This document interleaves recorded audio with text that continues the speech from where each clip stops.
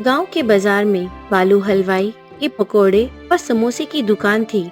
उसकी दुकान बहुत अच्छी जगह थी, लेकिन उसकी दुकान पर ग्राहक ज्यादा नहीं आते थे। दुकान में साफ सफाई भी नहीं रहती थी। दुकान पर कालू की पत्नी सबिता भी बैठती थी। वो बहुत मोटी थी और बिल्कुल भी साफ सफाई का ध्यान नहीं रखती थी और ग्राहकों से अच्छे से बात भी नहीं करती थी। राजू उनके यहाँ काम करता था। एक दिन अरे भाग्यवान, हमारी दुकान तो बहुत अच्छी जगह है, पर ग्राहक ही नहीं आते। वहीं सुंदर की दुकान पर भीड़ लगी रहती है। तुम बात तो सही कह रहे हो। अरे ओ राजू, जा पतीले में पानी भर ला। जी मालकिन।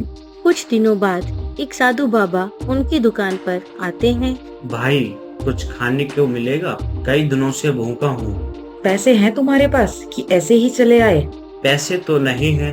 साधु को कुछ खाने को दे दो, ऊपर वाला तुम्हारा कल्याण करेगा।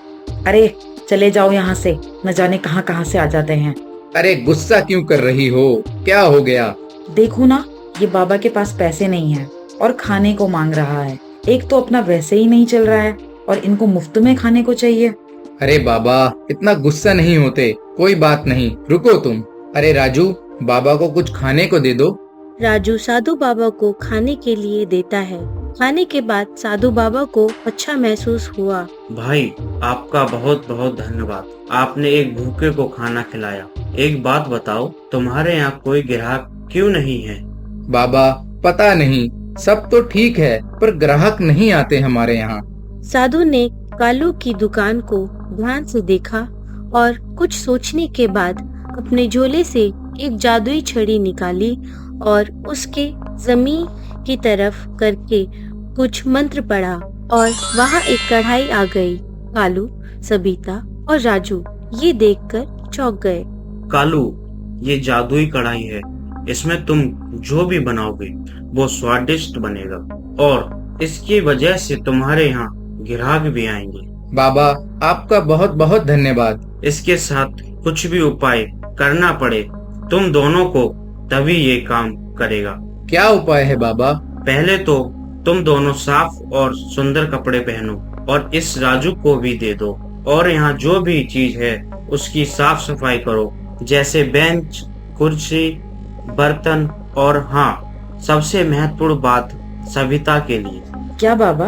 अपनी बातों में मधुरता लाओ। कहते हैं मीठी जबान दुश्मन को भी अपना बना लेती है।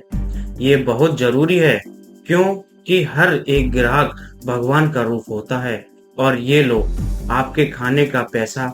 मैं तो बस आप लोगों को परख रहा था, जिसमें कालू हलवाई पास हो गया। सब बताने के बाद साधु बाबा वहाँ से चले गए और कालू और सबिता ने बाबा की बताई हुई हर बात को अमल किया और कुछ दिनों में उनकी दुकान अच्छे से चलने लगी।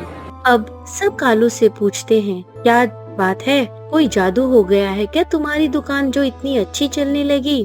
कालू इस बात को टाल देता है। 2-3 महीने बाद साधु बाबा फिर से दुकान पे आए। और भाई कालू, कैसे हो?